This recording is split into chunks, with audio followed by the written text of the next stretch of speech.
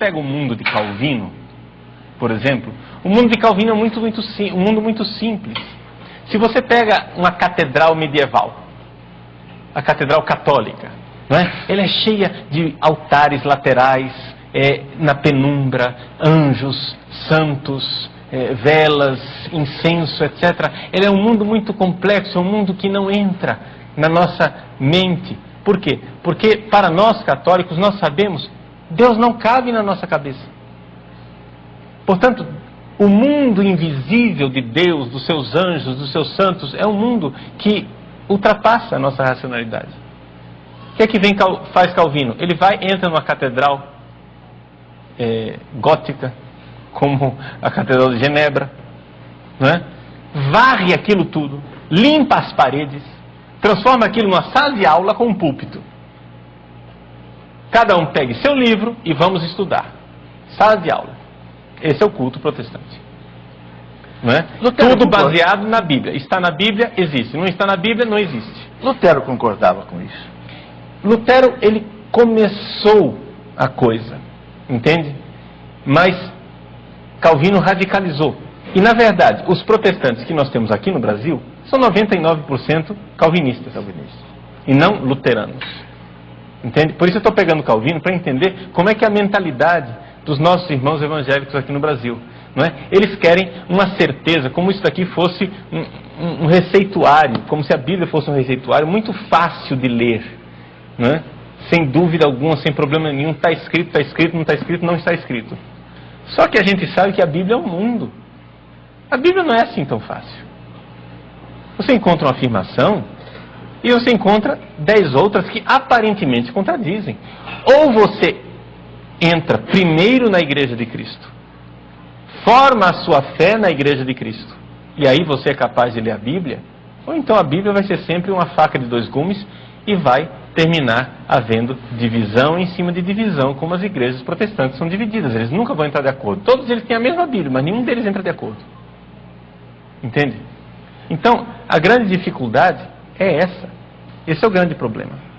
Então, eles falam que a Igreja Católica é o cristianismo paganizado, né? Que se paganizou a partir de Constantino. Mas isso daqui não tem fundamento nenhum.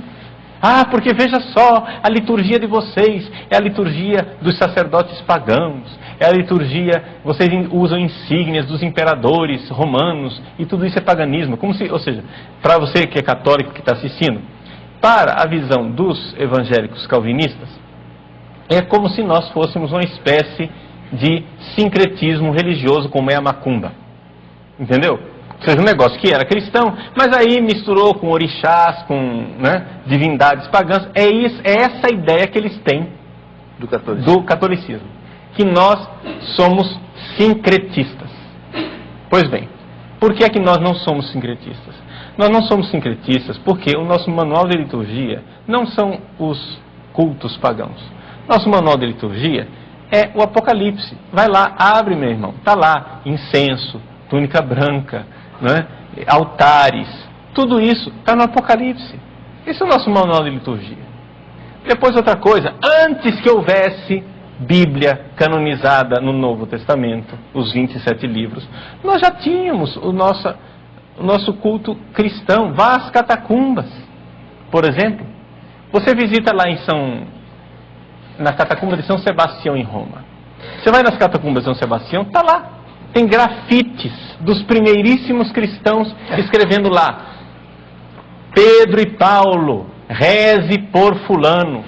Quer dizer, a intercessão dos santos lá nas catacumbas. A igreja nasceu católica, minha gente. A missa celebrada em cima do túmulo dos mártires. A missa celebrada em cima da memória, que eles chamam memória dos mártires, o túmulo dos mártires.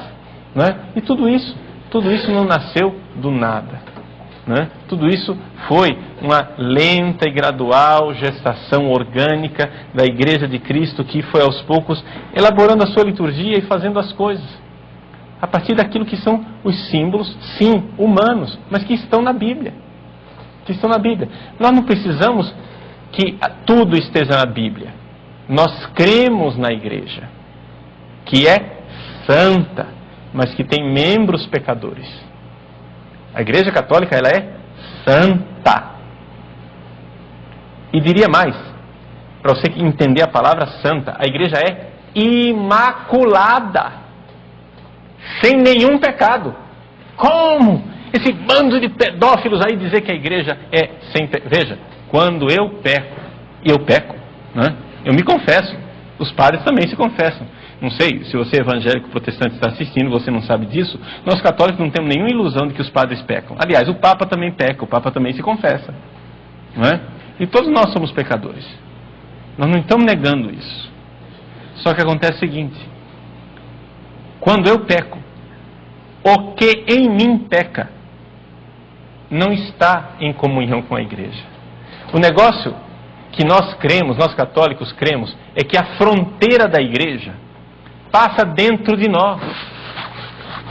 A fronteira da igreja não é que eu estou dentro da igreja e você aí está fora. Não!